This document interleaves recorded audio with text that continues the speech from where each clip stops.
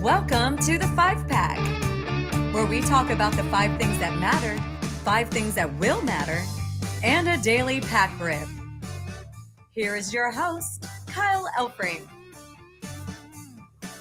Okay, let's get it rolling. Brand new week of the 5-Pack right here on the Better Sports Network. Kyle Elfrink hanging out with you on this Monday. Hopefully everybody had a wonderful week, and hopefully all of you were able to celebrate and enjoy Mother's Day. Whoever that mother is in your life, hopefully you gave them what they deserve on the day that is theirs. And I will say that if you forgot everything about Mother's Day, you were one of those bad sons, or maybe one of those awful husbands. You just forgot. You were too busy following the NBA playoffs to think about Mother's Day. Fear not, because the people that make up holidays, they've decided to give you cover on this Monday. Today, the day after Mother's Day, is also National Bring Flowers to Somebody Day. So you could actually, if you screwed up, you forgot everything, you could actually save a little face by showing up this afternoon to your significant other, or anybody for that matter, and saying, hey, today is National Bring Flowers to Somebody Day, and I just thought you could use flowers. This is not because I forgot Mother's Day. It's because I wanted to celebrate you with flowers, a special day for you. And it might work. I'm not going to make any promises, but it could work. Possibly. Okay, what do we got for you today? Well, we got the usual. We'll give you 5 things that do matter on this Monday, May the 15th. We'll give you 5 things that will matter on this Monday, May the 15th. And then we will have our traditional pack rip. I'm sorry, some of you may have PTSD when you see this pack. And I warn you, I'm trying to spread these out and to break them up. But there's a lot of 1990 Fleer baseball just lying around. Like I wake up in cold sweats each and every night. And every time I wonder as to why, it's because I'm thinking about all of these packs that I've got to open. Like there's a lot of them.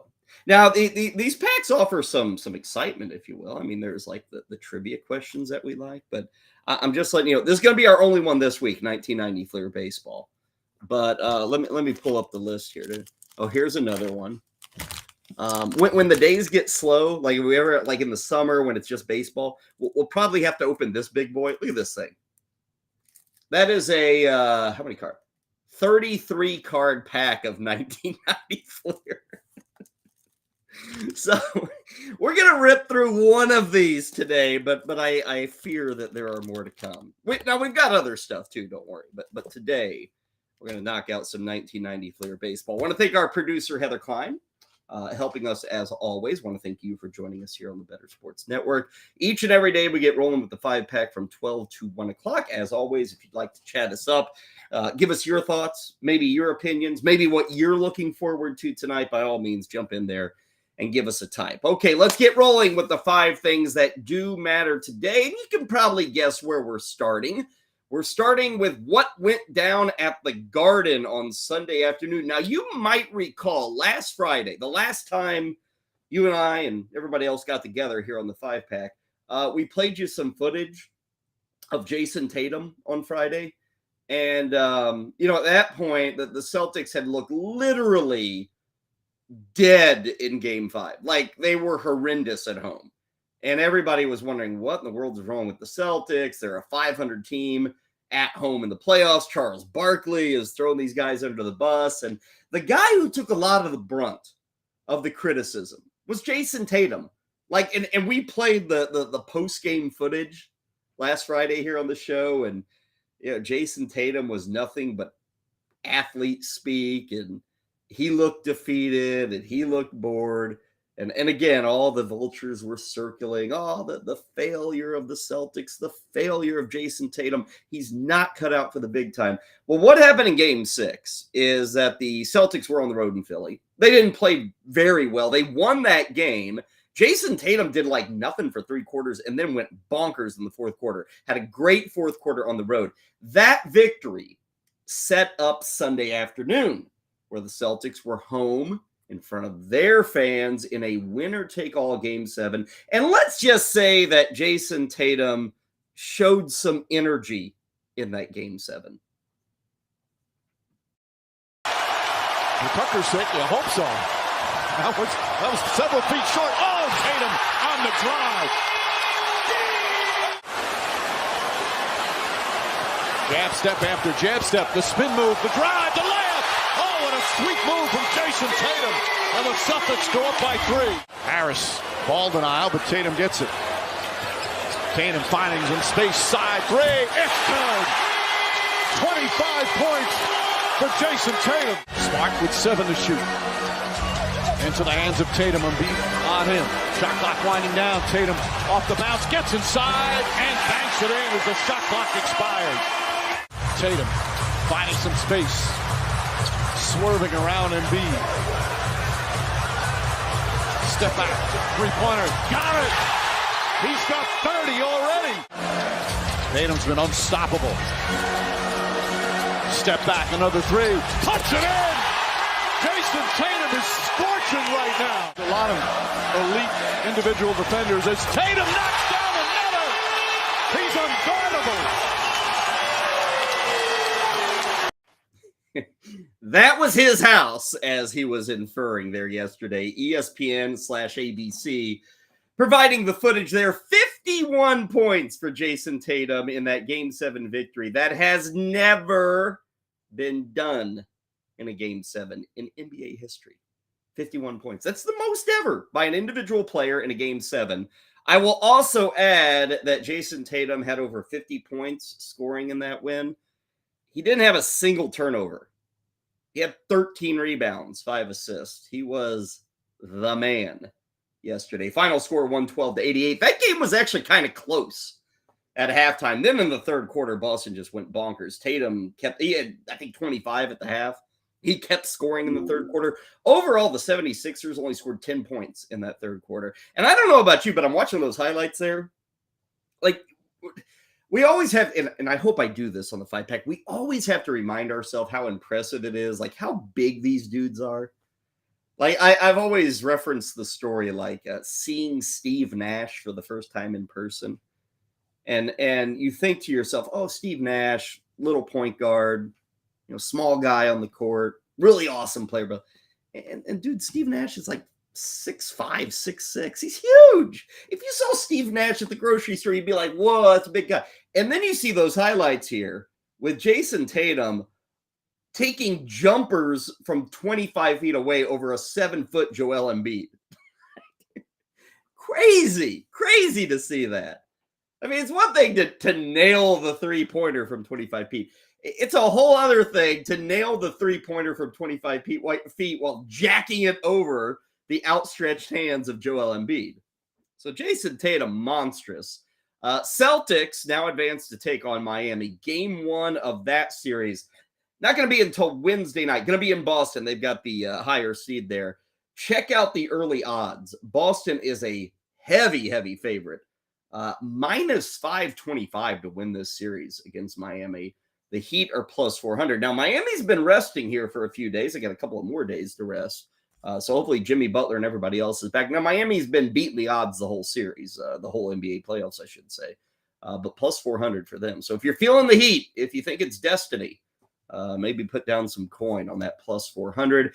Should add for Philadelphia, Joel Embiid, James Harden, 24 combined points yesterday. So instead of the questions that we asked last week about the Celtics, now all the questions are being asked of the 76ers. The difference is when you ask the questions of the Celtics last week, they can go out and shut us up.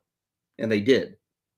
When you ask the questions today about the 76ers, there is no chance to go out and shut us up because the season's over. So now they'll just have to sit around and wait. Speaking of teams that have to sit around and just enjoy the offseason, let's take you to the NHL playoffs, where last night, the Edmonton Oilers, a team that I have publicly professed to enjoy watching. I love watching the Oilers. They're fun. I was jumping on that bandwagon. I was in on the Oilers. Not that I thought they were the best team, but they were fun. They were a team to root on when you don't have a rooting interest. So the Oilers were my team. Well, now I got to find a new team because last night the Las Vegas Golden Knights took care of the Edmonton Oilers in Game 6, and they did it because of Jonathan Marchessault. Centers. Goes to Eichel. Eichel looking. Always looking to make the pass first. You wouldn't mind to see him shoot a little more often.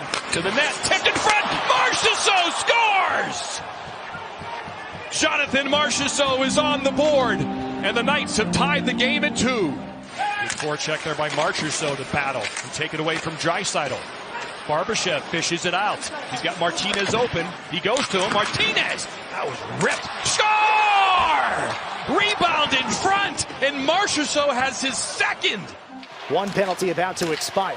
It's now 4-on-4 again. Pietrangelo left. Marchessault shoots. He scores! It's a hat trick for Marchessault. The Knights have a 4-2 lead with 1:24 to go in the second period. It's the second playoff hat trick for Jonathan Marchessault. 3 goals in this period for Marchessault, and the Knights have their largest lead of the day. Jonathan, big rip from the left circle. That is a natural hat trick on 3 straight goals in 1 period for Jonathan Marchessault. Vegas goes on for a 5-2 road victory. Couple of fascinating things here. First off, Marchessault is your all-time playoff scorer for the Las Vegas Knights. He's got 26 playoff goals. Now, you might be saying to yourself, well, whatever. I mean, it's got to be somebody. The Golden Knights have only been around for 6-7 years. But let's talk about the Golden Knights, shall we? Let's talk about this franchise. With that win last night, they are now into the Western Conference Finals. They will await the winner of tonight's game between Seattle and Dallas. We'll talk about that later here on the 5-pack. But this is amazing. Las Vegas, this is year number 6 of that franchise. Year number 6. They have now made the Western Conference Finals 4 times in 6 years as a franchise. I saw a number. I think this was over at The Athletic. It was their Vegas beat writer there. Those 4 conference finals appearances that Vegas has in 6 years, 4 of them, 4, is more than 11 franchises have in their entire history in the NHL.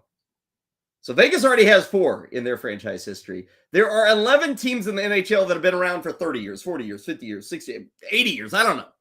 They don't even have 4 Western Conference appearances. And Vegas has 4 in 6 years. Get the video there courtesy of ESPN. Want to shout out Adin Hill in net for Vegas. If you caught that game last night, Adin Hill gave up 2 goals on the first 2 shots of the game. From that point, nothing for the Edmonton Oilers. 5-2 the final, 39 saves. Now you go to the other side, Stuart Skinner for Edmonton. He was bad in this series. He was yanked again last night. I think he was yanked 3 times in this series. His save percentage, .875.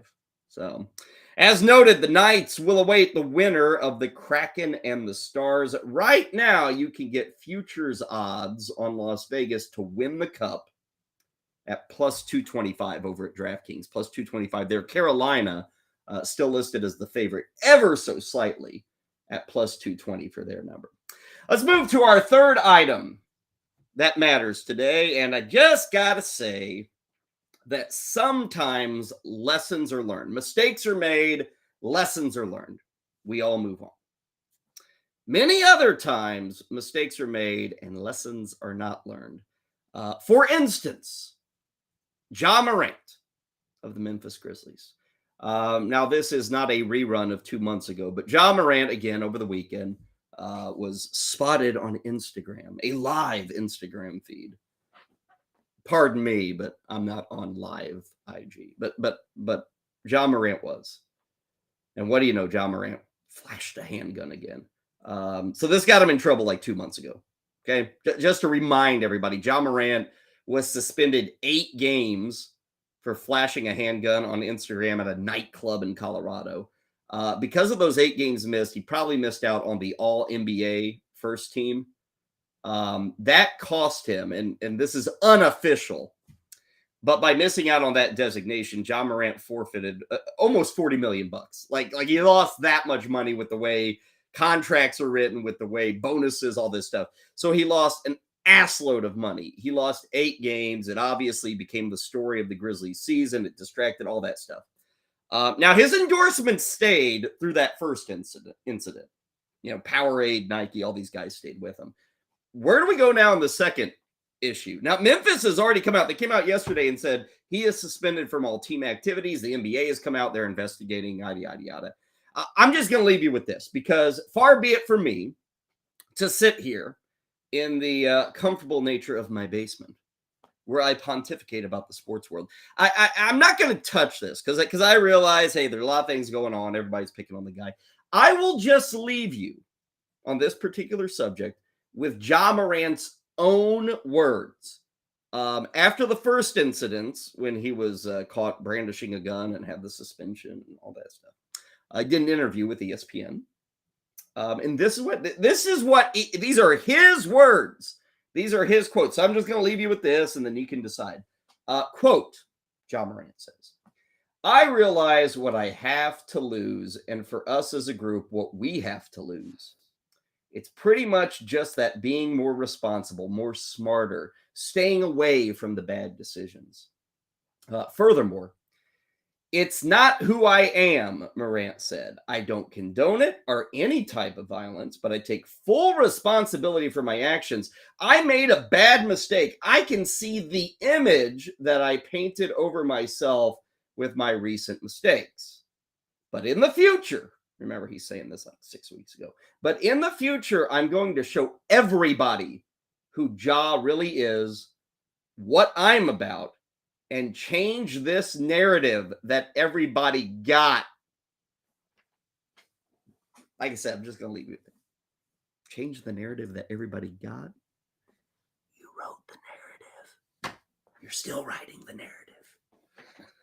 Oy vey. Oy vey, as they say. Let's move to our fourth item that matters. A business merger. Business merger on the fight. Yeah, this is big. If you missed it overnight, Fantatics, who pretty well owns the world when it comes to merchandise and collectibles, they do all that stuff. Fantatics has announced that they have purchased PointsBet, $150 million to buy PointsBet. In effect, what we've got here is Fanatics getting in to the wagering and sports gaming world, because they didn't have that. All they had was ownership of NFTs and collectibles and jerseys and merchandise. Fanatics is huge. If you got a kid, they get all their stuff from Fanatics. What is interesting about this purchase, PointsBet is, most of you have heard of them, but they're not to the level certainly of an MGM. They're not to the level of a DraftKings, of a FanDuel, but they are a place that some people wager legally. I think I saw in the announcement of this merger that PointsBet was 7th in market share. And there's a lot of people out there who are trying to get market share in the wagering and gaming world. And it's pretty well probably in the next 5 to 10 years, we're going to be eliminated 90% of them. And 3 are going to be left. I don't know if PointsBet is there. I don't know if Fanatics is there. It helps that Fanatics is going to throw their expertise behind this. Why does this matter? This matters quite simply for this. This is going to be the beginning, maybe not even the beginning. This is a continued process of culling the herd of those that provide sports wagering, gambling, all that stuff. That 5 years ago yesterday, in fact, the Supreme Court came out and said, okay, you guys can do this state by state, make your decisions. And not all states allow it. 15, 20 states don't allow it, but many big boys do. New York and Illinois and a lot of other big states do allow it. But so everybody got into this new gaming field, and not everybody can survive. That's just the way it's going to work. So the people with money survive pretty well. The people who put out good customer service, good product, all that stuff, they survive. PointsBet was probably going to die. Fantatics swooped in, bought him for $150 million. This could work, and I'll tell you why. If you're already going to Fanatics for your jersey, you're going to Fanatics for your, autographed, Ja Morant card, who knows, collectibles, NFTs, all. Now you can say, oh, I can also wager on sports. In effect, you are taking a casual sports consumer. Not that everybody who goes to Fanatics is casual, but a casual, you got 17-year-old high school kid. You got a 22-year-old guy who suddenly has moved to a new city and he wants to be a Cleveland Browns fan, whatever. They go to Fanatics, they purchase the stuff, yada, yada, yada. Now, when they go there, the casual fan can say, I'm going to the Browns game on Sunday. Look at this. I can buy my Deshaun Watson jersey and I can put $10 down on the Browns to win. You get a cross-pollination. So it makes sense. I don't know if it's going to work for Fanatics, but it makes a little bit of sense. So you get in front of more fans. You get in front of more eyeballs. But again, kind of the big thing here is just a reminder that there are a lot of spots right now, a lot of places that you can go to wager a few bucks, to get excited. Not all of them are going to be here in 4 or 5 years. And not to say anybody's going to get burned. It's not going to be like First Republic Bank or anything. Or Silicon Valley Bank. But 5 years from now, I bet we've got like 4 or 5 entities. And yeah, there'll be other places that get like 0.2% of market share. But you'll have like 4 entities that will own like 90+% of the market. Which, hey, is it bad? Is it good? Who the hell knows? Pretty well every market's like that. Whatever market you're looking at, it's owned by 2, 3, maybe 4 individuals. So wagering is going to go that direction. But PointsBet was probably on the outs. Fanatics comes in, buys him for $150 million. We'll see where it leads. But I do understand the business strategy. And if you are not a sports gambler, but you are somebody who likes to get your paraphernalia, probably go to Fanatics, and now you're probably going to be looking at ads for 2-for-1s or put this deposit, get this payday. You know, you're going to see that stuff. That's what it is. Let's move to our 5th item that matters today, and we'll break away from the norm with this one. I was talking to Heather, our producer, and I said, you know what? It wasn't like a crazy busy day. There weren't huge things happening. You know, Celtics win, Knights win, that stuff. Let's give a little love to the world of poker. Plus, it dovetails very well with what we just talked about with sports wagering. Don't discount that, you know, you go back 15, 20 years ago, and all of a sudden, what was very popular on TV? What was very popular on TV was poker, Texas Hold'em, and Phil Ivey, and Phil Hellmuth, and Daniel, whatever the heck his name was. And that kind of made, oh, wow, look, people making money gambling. And it may not have been the biggest reason for where we find ourselves in 2023, but it was one of them. You could watch people gamble on TV. Newsflash, that didn't happen 30 years ago.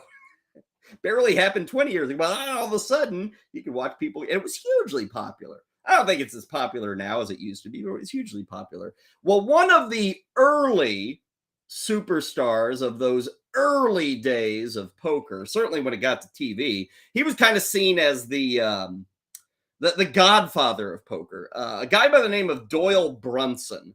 Now, you may not recognize that name. Maybe you'll recognize the face. I thought today, Doyle Brunson, who unfortunately passed away at the age of 89 on Sunday, was a legend in the poker world. He had played poker professionally. He played poker for, I saw today, over 50 years. He retired in 2018.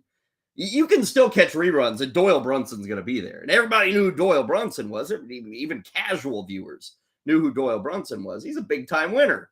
First guy to ever win $1 million on the professional poker tour. Well, he passed away yesterday at the age of 89. And since we don't get to do this very often, I said, what the hell? Let's do it today. So let's watch a classic Doyle Brunson highlight. I don't know when this was or where it was. I can tell you this. It was at a table where it was legal to gamble. It was on TV. And Doyle Brunson, the old KG veteran, taking a youngster to school. Let's watch this hand of poker. Meanwhile, Doyle's got aces back to back. There he goes. You understand? Raise the 2200. They go playing straddle all Yeah, the we time? play No, we're not playing strat all the time. Just this one round? Just the one round. Very interesting. I think Doyle was the first one to say what happened to this straddle.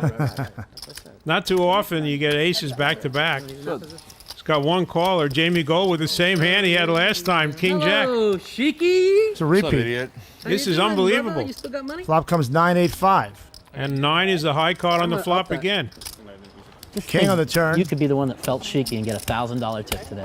Whichever dealer felt cheeky gets a $1,000 What do you mean by tip. feeling cheeky? Felt. No. Like when you say rebuy, the second you say rebuy, whether I'm in the pot or not, that dealer's going to get one of them things. And I'm going to laugh my ass off. You giving the dealer $1,000 for what? For felting chic. And Jamie's feeling comfortable now. He thinks maybe Doyle is slow played a pair of jacks, a pair of queens, and he's got the best hand with his kings.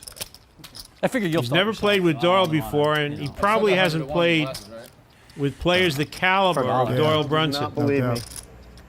Doyle has convinced Jamie that Jamie has the best hand, but now Jamie's starting to sense, well, what's going on now? Well, wait a minute. I thought I had this under control. Doyle raises the 26,000.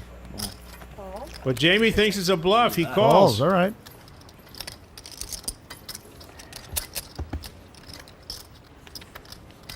Six on the river. That 6 is probably not going to affect Doyle too much, even though a 7 would make a straight. Mm-hmm. The only hand that Doyle would be afraid of is King 7 because he's pretty convinced that Jamie has a pair of kings. Mm-hmm. 30,000 from Doyle. Bets 30,000, wants Jamie to call.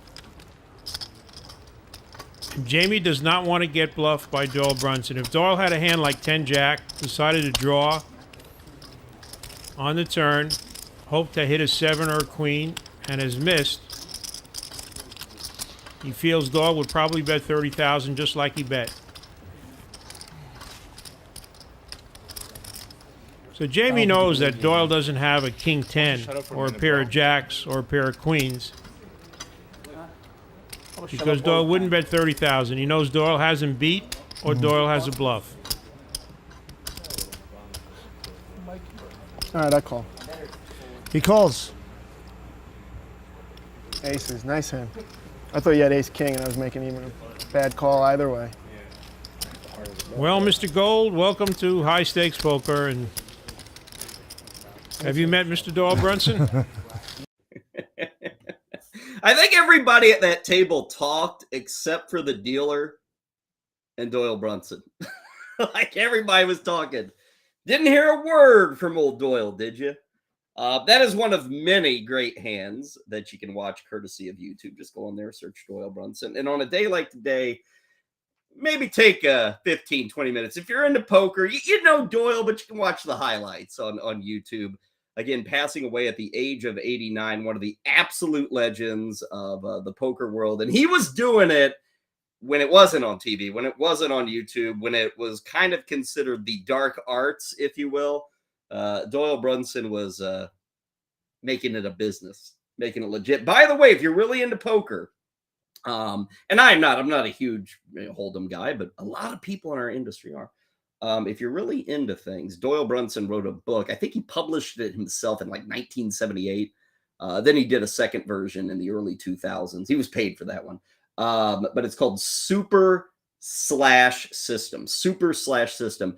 It is probably one of the most authoritative write-ups on the world of poker. Like a very influential book to kind of getting out strategies and know-how, getting that out to the public. So Doyle Brunson kicking tail at the table and also kicking tail when it came to educating future poker players. Anyway, condolences to the Doyle Brunson family, but a life well lived. 89 years, passing away yesterday. So we celebrate him here on the 5-Pack. We'll take a quick break here. When we come back, we've given you the 5 things that matter. Let's take a preview of what will matter. 5 things that are going to matter to you, the sports fan. Before any of that, let's go to On the Mark, who wants to talk not about the Celtics, but about the 76ers and their effort yesterday. That thud you heard yesterday was the Philadelphia 76ers season coming to an end. Game 7 up in Boston, in which they get drilled by the Boston Celtics, 112-88 the final. And listen, Jayson Tatum, we know how brilliant of a scorer he is. He drops in 51 points in a Game 7, and he was economical as well. And He was brilliant in Game 6 in the fourth quarter, knocking down one big three after another. And we know how good Jayson Tatum is. For Philadelphia and for the 76ers, Joel Embiid finally won his regular season MVP. Congratulations. We know that Doc Rivers is terrible in closeout games, or specifically in Game 7s, especially when he doesn't have Kevin Garnett, Paul Pierce, or Ray Allen when he was the head coach of the Boston Celtics. And now the Philadelphia 76ers go into the offseason where Joel Embiid, after the game, paraphrasing here, basically says that he and James Harden can't do it all by themselves down in Philadelphia for two guys in a Game 7 on the road that combined for 24 points. How exactly do you say that if you're Joel Embiid? And listen, I love Embiid. How do you not? He's an unbelievable player, kind of an old school, back to the basket kind of center. He can also shoot the three. So there's nothing not to like about Joel Embiid, and he deserved the regular season MVP. However, for Philadelphia, for Daryl Morey and the 76ers, they now go into the offseason with massive questions because what exactly is James Harden? Tyrese Maxey is probably the second best player on the team, and you've got your MVP basically pleading that he needs more help after his team got embarrassed in a Game 7 in Boston. Long summer indeed for the Philadelphia 76ers. Check out the comments below for a special offer from our friends at Fantasy Alarm.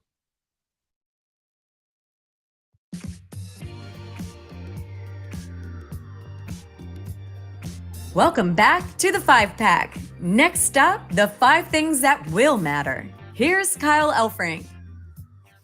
Good to have you back with us on this Monday. You know, we were talking Doyle Brunson. We were talking about Fanatics, buying into the wagering world, if you will. Want to update you on a couple of great promos that we here at Better Sports alongside Fantasy Alarm put together. If you go over to FanDuel, you bet $5, they will give you $150 in bonus bets. You bet 5, you do 150. All you need to do, go to fantasyalarm.com/FanDuel. So check that one out. At DraftKings, same thing. Bet $5, get $150 in bonus bets instantly. That one, fantasyalarm.com/DraftKings. So whether you're looking at FanDuel or DraftKings, you bet $5, you get $150 on top of that. You can do some damage with that bonus bet there. Okay, coming up in a bit, we will do our pack rip. 1990 Fleer Baseball is where we are going for that. Collect the Fleer limited edition sets. Unfortunately, in 1990, nothing was limited. They could just spring limited edition. But that meant instead of like 2.5 million of each card, there'd be 2 million of each card. They weren't all that limited back in the day. Let us get to the 5 things that will matter for tonight. And we start with a big Game 7 deep in the heart of Texas. Coming up tonight, the Dallas Stars will be hosting the Seattle Kraken. Game 7 of that Western Conference semifinals. If you missed it on Saturday night, man, oh man, Seattle was beaten up on the Stars Saturday night. They came out, and I think the first period shots were 15-2 in favor of Seattle. And they were beating up on Jake Ottinger in net. Jake Ottinger is a good goalie. He got yanked in that game. He gave up 4 goals on the first 18 shots. Tonight will be Game 7, 8 o'clock on ESPN. So that is what we've got for tonight. We'll see how it works out. We do know that Dallas is going to come in with a lot more experience. I mean, hell, Seattle is in their second year as a franchise. Now, they had a Game 7 in round 1. They beat Colorado. Here's a Game 7 now in round 2. They've got to beat Dallas. Pete DeBoer is the head coach of the Stars, and he talked about maybe having a bit of an experience edge for this game against Seattle tonight. Great experience in that dressing room. You know, Joe Pavelski, Ryan Suter, Jamie Benn, Tyler Seguin, those guys have played lots of Game 7s in their career and have risen to the occasion on a lot of different teams and at different times. So, you know, they'll drive the bus for our group messaging-wise. And I've got great trust in them. They know, they've been there, they've done that, they know what to do.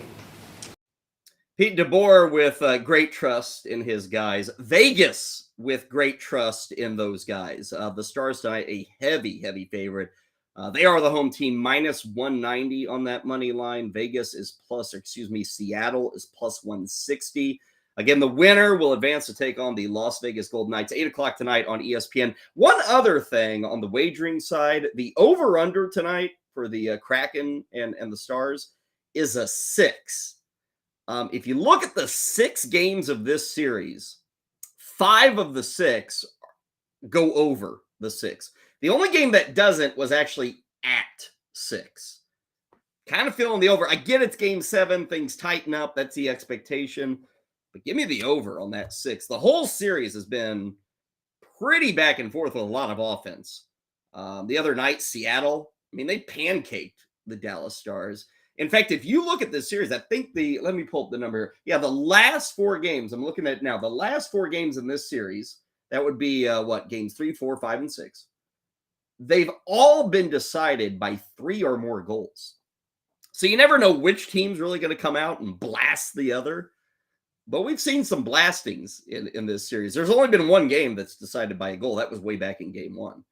So I'm feeling the over on the game tonight between the Kraken and the Stars. Again, that over-under is set at 6. Let's go to the world of baseball for our second thing that will matter. I probably should say this thing could matter because it's not certain. But we got a chance tonight of seeing Corey Seager back on the field for the Texas Rangers. We have not seen Corey Seager since way back on April the 11th. The Rangers shortstop left that game with a hamstring injury, and it was a severe one. So he's been out, over 4 weeks. They kind of said initially it was going to be 6. He's been rehabbing over the weekend. It's not certain that he returns tonight. Rangers are taking on the Braves, but we may see him back on the field. I bring him up because, hey, it's good to have a superstar back on the field. But additionally, we and many others have spent a lot of time, talking about the Rays this year, talked about the Pirates this year, the Baltimore Orioles, these surprise. We have not spent much time talking about the Texas Rangers, and lo and behold, check out your AL West standings. Right now, the Rangers, 25-15. They are in first place in the AL West. They got a 4-game lead on Houston. Reminder, they're doing this all without Corey Seager. Really without Jake DeGrom either. DeGrom's been out for a couple of weeks. He's going to miss a couple of more weeks at least for the Texas Rangers. It's a good start. It's a really good start. And I was not in on the Rangers making a big run this year. I was more of a Seattle guy in the AL West. And I will note, Texas has a 4-game lead on Houston. Houston's in second place. I think it's 4.5 on the Angels, and it's 5 on the Mariners. It's still really tight. So the Rangers have had a good start, but this thing ain't over. Not by a long shot. In fact, if you look at the latest odds, let's see. We've got to win the AL West. Texas is still plus 220. Houston is still a prohibitive favorite in that AL West. They're even money right now. Texas is the number 2 pick at plus 220. But to just make October, to just make the playoffs, Texas minus 135, which is a drastic improvement. Or departure, maybe that's the word to say. That is a drastic departure from where the Rangers were coming into the season. Tonight, if Seager's out there, they'll be up against the Braves. Right now, lo and behold, who'd have thunk this? Atlanta coming to Dallas, taking on the Rangers. The Braves and the Rangers have the exact same winning percentage, 625. I think it's the same record, too, for 625. It's going to be Charlie Morton against Dane Dunning tonight, 8:05 for that first pitch, and we shall see if Corey Seager is out there and available for the Rangers. If not tonight, I would suspect probably tomorrow for him to make his return to that Rangers lineup. Speaking of returns, let's go to our third item that will matter. You might recall it was just about, 8-9 days ago that the St. Louis Cardinals made all sorts of crazy news by saying, and very publicly saying, hey, man, Willson Contreras, it ain't working as a catcher. We spent almost $90 million over 5 years. It ain't working as a catcher. They yanked him from the spot. They said, in effect, the pitchers did not trust Willson Contreras to call a game. Well, since that point, he has not been behind the plate. But tonight, Cardinals have already said this, Willson Contreras behind the plate. He's going to don the tools of ignorance again. He's going to be catching for the St. Louis Cardinals. He'll be catching Jack Flaherty there. So they'll be taking on the Brewers tonight. Contreras making his first return behind the dish, and we suspect calling pitches, since he was unceremoniously yanked from the position. Now, I looked up the numbers. The last time he caught was May 4th. Since May 4th, the Cardinals have played 9 games. In those 9 games, they are 6-3. In those 9 games, the pitching staff or the team has allowed 42 runs. Let's compare the 9 games since Contreras was yanked to the 9 games before he was yanked.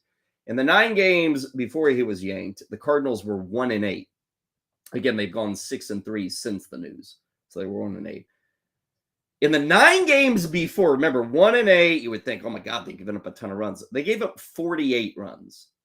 Again, in the 9 games since, they've given up 42. Now, remember, this whole argument was about he can't call a game. The pitchers don't trust it. Okay, so I guess it's slightly improved. Here's what's really happened. In that 1-8 run, it wasn't so much Contreras calling pitches. It was the fact that the offense scored 31 runs in those 9 games. Guess what they've scored in the 9 games since Contreras was removed from the catcher spot? How about 55? What I'm getting at is this is weird. The Cardinals make a very public proclamation that, in effect, Willson Contreras can't be our catcher. And they said at the time he's got to learn and get more use. Everybody's got to get on the same page. And for a time being, he's only going to be a DH. That's what they said. You're here to tell me 9 games later, we're already back on the same page? Huh? It's confusing times. Now, the Cardinals are playing better baseball. Tonight, they're taking on Milwaukee. The Brewers are in first place in the NL Central. Cardinals still in last place, but they're only 7.5 out. I think they were close to 10 games out like a week ago, so they're 7.5 back. Milwaukee's the favorite now if you look at the futures odds, although St. Louis ain't far behind. St. Louis is plus 330 to still win the NL Central. Remember, they're 7.5 games out. But it's just weird how this has all worked. It's been weird from the beginning. It's weird now, but Contreras is going to be behind the plate, and we'll see. I don't know if the public at large has ever sat on their sofa for a Monday night baseball game and said, I'm going to watch the catcher, and I'm going to pay attention to the pitches that are being thrown, and I'm going to see if they can work this out. But that's what we're doing tonight for the Cardinals and the Brewers. I might add that Jack Flaherty, pitching tonight for the Cardinals for the return with Contreras, was one of the more vocal, I don't want to say critics of Contreras, but he was open about kind of questioning some of the pitch calling. See how it goes tonight. Flaherty's going up against Freddie Peralta. First pitch there is 7:45 in St. Louis. Let's move to our fourth item that will matter. We'll stay in the NL Central. We'll talk about the Cincinnati Reds. The Reds have called up a prospect. But before you get too excited, it's not the guy you might be thinking of. It's not Elly De La Cruz. It's not this guy. By the way, Elly De La Cruz, who we spotlighted last week, still killing it. He's got 25 hits in 21 games. He is not getting the call up for the Reds. And it's not this other guy either. It's not Christian Encarnacion Strand. That guy right now at AAA has an OPS of nearly 1,100. So it's not Encarnacion Strand, and it's not De La Cruz. Instead, the Cincinnati Reds are calling up this guy, a man by the name of Matt McLain. By the way, all these guys play the infield for the Reds. Now, Matt McLain, who the heck is Matt McLain? I'll tell you this, Matt McLain actually might be having a better season than Elly De La Cruz and Christian Encarnacion Strand. Matt McLain has an OPS of almost 1,200 at AAA. Now he is not the level of prospect that De La Cruz is or that Encarnacion Strand is, but he's a top 100 guy, barely inside the top 100. The Reds are loaded, by the way, in the minor leagues. We talked on this a bit last week. You know, they're going through their rebuild. We've seen Hunter Green, who's going to pitch tonight. We've seen Nick Lodolo, who's currently dealing with a calf injury. But now the hitters are going to come. And so today, Matt McLain gets the call up. He's had a great season. He's got power. He's got speed. He's got a lot of swing and miss in his game. So we'll see how it works out. He is not a can't-miss prospect by any stretch, but he's got talent, obviously. Good news for him is he's going to make his debut tonight in Colorado. Could you ask for a better place to make your major league debut than Coors Field? That's good. So Matt McLain is up, but I think what matters here is that with him up, the other guys are coming too. So Ellie De La Cruz, 2 weeks from now, maybe he's up. Encarnacion Strand, maybe he's up. If you're calling up McLain, you're probably ready to call up these other guys. So we will wait and see, but I think we're going to get all these guys called up. Tonight, the Reds are in Colorado, first of 3 in Denver, and Matt McLain, who is expected to be in the lineup, probably as a shortstop for the Reds. He'll be taking his hacks against Connor Siebold. Finally, our fifth thing that matters, back to the world of the NBA. The Milwaukee Bucks, they're looking for a coach. Now, if you've been asleep for the last 4 weeks, you might be wondering, why in the hell are the Bucks looking for a head coach? They finished first in the entire NBA this year. Really, first. Well, they're looking for a head coach because they were knocked out by the Miami Heat in round 1. And so they said, Mike Budenholzer, we don't care that you won us an NBA championship 2 years ago. We're going to kick you to the curb. It makes no sense, but that's how the NBA works. Anyway, Milwaukee's got to find a coach. It turns out we might be looking at Mark Jackson back on an NBA sideline. Now, he's been on an NBA sideline calling basketball games with ESPN and ABC. But the latest rumors say that Mark Jackson is in talks to join the Bucks. Now, here's the thing with Jackson. A, if somebody offers you a chance to coach Giannis Antetokounmpo, don't you take it immediately? I know I would. B, here's the other thing with Jackson. He's not coached in the NBA since 2014. As many of you might recall, the last team he coached was Golden State. When Mark Jackson was with Golden State, he was with them for 3 years. They were over 500. They were a playoff team, but they were not the Golden State that we know and love today. They weren't the historic Golden State Warriors. They were a young and improving Warriors team. But Mark Jackson, for 3 years, he was the head coach when Steph Curry got there. He was the head coach when Klay Thompson got there. He was the head coach when Draymond Green got there. Then he was dumped after the 2014 season. And the Warriors brought in Steve Kerr. And what's happened since then? Well, the Warriors have won 4 NBA titles. Steve Kerr, probably for sure, going to be an NBA Hall of Famer as a coach. Meanwhile, Mark Jackson is left to comment on the Warriors for the last decade or so. So this is a guy who probably feels that he got a little gypped. Probably feels that he got a little bit ripped off with the whole situation with Golden State. If this job is truly being offered and you get to return to the Bucks and Giannis, you're probably taking it, right? I think you are. Now, I will say the Bucks, they've got some big decisions, just like the Warriors do in this offseason, like who's going to stay, who's going to go, how do we fit all these guys into the cap? The Bucks have a bit of that going on too with Chris Middleton, and they don't have a lot of money to spend on depth. So it's kind of Drew Holiday and Giannis. That's the thing. So we'll see if Mark Jackson wants the gig, but did want to update you. Interviews probably taking place today. Jackson was in Boston to call that Game 7 between the Celtics and 76ers. I would almost guarantee he's visiting with Milwaukee today. There are no NBA games today, so he doesn't have work to do. So the interview's happening today. We'll see. Maybe there's an announcement by the end of the day. If they're really in on Jackson, we may get a quick announcement that he's going to be the guy. Those are the 5 things that will matter for today. When we return on the 5-pack, it is time to rip open some 1990 Fleer baseball. First, though, our man Ricky Props is recapping a bit of a rough NBA playoff weekend. Let's hear from him right now.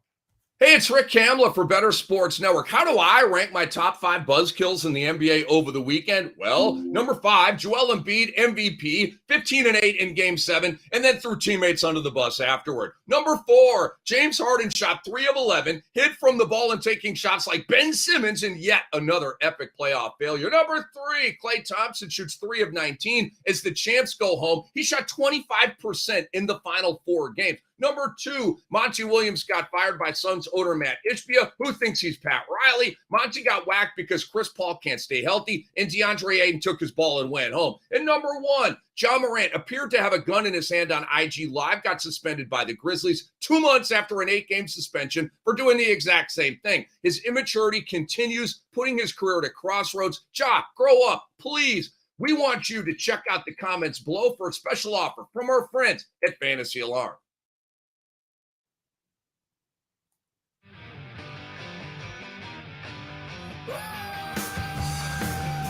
Time now for the Daily Pack Rip on the 5-pack with Kyle Elfrink. gotta say, I was just checking out the back of our 1990 Fleer baseball, and I always love reading what the giveaways were way back in the early 90s. This is 1990, so this is 33 years ago. I gotta say, I came across a word on the back of a baseball pack. I never would have considered this even possible, but it is a word. I don't believe I've ever read this word. Like, I saw this word and like, what the hell does that mean? So on the back of this set, you can order your official 1990 Fleer collector's pin. You can kind of see it there, I guess. Let's see. That's what it looks like, this black thing over here. Yeah, there it is. So there it is, an official pin. But the word that I saw here on the back of this pack is the one that caused me to dig through the memory banks if I'd ever come across this word. Let's see here. It says, this beautiful, you see that third word there? Cloisonne? Cloisonne? I don't even know what that is. This beautiful Cloisonne collector's pin with serially numbered first issue card will make a handsome addition to your Fleer baseball collection. So I had to look this up. I saw this word again there. Cloisonne. I'm guessing it's French. It is French. Cloisonne. Again, I'm guessing here. I pardon all the people out there who know what the hell this is. I do not. Cloisonne is a way of enameling an object typically made of copper, whereby fine wires are used to delineate the decorative areas into which the enamel paste is applied before the object is fired and polished. You got one of those for $4.99? A Fleer Cloisonne baseball pin? That may be worth more than anything I'm going to pull in this pack. I would almost guarantee you. Okay, pack rip time. Boy, it's always so enjoyable when, like, you open the back of the pack here. We got a lot of these 1990 Fleer. You open the back of the pack, and literally this is the first thing you see. Does this count? Really? Checklist? I get 15 cards, and that's what I lead off with? Not fun. Not fun. Instead, let's lead off to a guy who probably is looking to the skies and wondering, dear God, where is my career going? Well, Jose Gonzalez, don't look to the heavens. You should actually look below you, because that's where your career is headed. Look towards the drain. This guy never became anything. He's not Juan Gonzalez. This is Jose Gonzalez. So he was wondering, dear God, where is my career going? Am I going to make it big with the Dodgers? You're not, Jose. You're not. Sorry. You're card number 394 in the Fleer 1990 set, but that's as good as it's getting for you. Here's a man staring at the camera wondering, dear cameraman, is there any hope for me to ever become an average major leaguer? No, I'm sorry, Gino Petralli. There is not. And worse things worse, we're going to make you play in Arlington at a converted minor league park that is now, quote unquote, a major league park. This was before the ballpark in Arlington was built. So Gino Petralli, sorry, sir. Now, next up in our run through of the 1990 Fleer, this man actually did have a future, not so much as a player, but as a World Series winning manager, Dave Martinez. Davey, as you might know him. Let's see. I'm reading the back. They've got little factoids here on this 1990 Fleer. Now, Dave Martinez started with the Cubs. Here he's obviously with the low and begotten Expos. Really didn't. I mean, he bounced around the majors for a while. Let's see. Was hitless in his first... You got to love when on the back of the baseball card they say, was hitless in his first 20 Expos at-bats. Congratulations, Davey Martinez. 30 plus years from now, some jerk on a internet connection will be reminding everybody that you went 0 for 20 when he got to Montreal. Here is a man who is currently a TV announcer. I think he's still in media. Mark Gubicza, who was a pretty solid pitcher for the Kansas City Royals. Wasn't up there with Saberhagen, probably even Danny Jackson, but Mark Gubicza was pretty good. Royals were a solid team. They were always small market, but mid-'80s, they were always solid. Didn't win much. They won the 85 World Series, and that was it until, 2014 or something? But still, Gubicza, a pretty good guy. I think he still works in the Kansas City area. Let's see. We had Gino Petrelli, and now we have Mike what is this? Pagliarulo. Mike Pagliarulo, I think was the pronunciation. Is that right? Mike Pagliarulo. Yeah, that's it. Man, look at him chasing down that grounder up the third baseline. And those are some ugly. I mean, hey, I get old school. A lot of people like old school. I'm not digging this old school Padres. That's an ugly brown. That's an ugly batting practice jersey. I mean, the worst thing about this with the Padres here on this Mike Pagliarulo is you're really just ripping off San Francisco, aren't you? I mean, that's the whole get up here. I mean, get your own thing. They finally did, and nobody confuses the Padres for the Giants anymore. But back in the day, they did. Walt Terrell, who again, this is 1990. Walt Terrell was definitely on the back end of his career, but I believe he was a member of the 80. No, he was not. He was with the Mets in 84 when Detroit won the title. And then he joined Detroit in 85. Probably his best years were with the Tigers. I mean, it's so wild. I mean, Walt Terrell was a fine pitcher, nothing special. But you look at these innings numbers. In 84, he had 215. In 85, 229. In 86, 218. In 87, 245. In 88, 206. 206 again in 87. He's just wild. The innings pitch I just ran through, I mean, that's Walt Terrell getting, let's see, 1, 2, 3, 4. I mean, that's consecutive 7 straight seasons of 200 innings. I don't believe anybody in baseball has that. Walt Terrell had that. Guys just ate up innings. Now all they do is eat up paychecks. Unless your name is Dan Schratzeder, I have no idea who Dan Schratzeder is. I will tell you that Dan Schratzeder is the only Schratzeder in Major League Baseball history. Lance Parrish, here's another guy who's probably his best days were with Detroit. He was a part of that 84 World Series team. Here he is with the Angels in the early 90s. The great, yes, I did say great, Tom Hinkie. You should look up Tom Hinkie's career numbers. Tom Hinkie had a load of saves. At this point, he was sitting at 122. I guess by the time he retired, he was up near 300. Now, we had Kenley Jansen last week at the 400. He is one of 7 relievers or 6 relievers to get to 400. Tom Hinkie could have gotten there, but Tom Hinkie just left baseball. Tom Hinkie had like a year with 34 saves, and he said, I'm done. So he left on top. And I think he retired to a farm or something. Stan Javier, part of the Javier crew. There were a lot of Javiers floating around. A lot of Javiers. He was the son of some other Javiers. Don't know exactly which Javier, but San Pedro de Marcos, we know that from the Dominican. Dickie Thon, he has showed up in our pack rips before. Both times we've mostly ignored him, so we'll ignore him again. Rance Mullinix, again, another guy in the 80s and early 90s who somehow got away with wearing glasses like this. Nerd alert, Rance Mullinix. Very good pitcher here, won a Cy Young Award. Doug Drabek. When the Pirates were like in it to win it, when they had Bonds, when they had Bonilla, Doug Drabek was the ace on the hill. In 89, he went 14-12 with a 2.80 ERA. He placed 6th in ERA in 1989. First in NL innings pitched and complete games. He was 2nd with 5 shutouts. He threw 244 innings in 89. And he came back in 1990, and I think the Pirates made the playoffs in 90. They took on the Reds in the playoffs. And he had another very good season, well over 200 innings. I think 90 was the year he won that Cy Young. Another great closer. How could you not be with that beard? No, this is not one of the bad guys from Superman. This is Jeff Reardon, who was an excellent closer with Minnesota. Also with the Expos. He kind of was best with the Expos, went to Minnesota, had a very good closing career. So there it is. Not the last time that we will see 1990 Fleer around these parts. And not the last time for me. I'll catch you tomorrow. 5-pack. At 12 Eastern.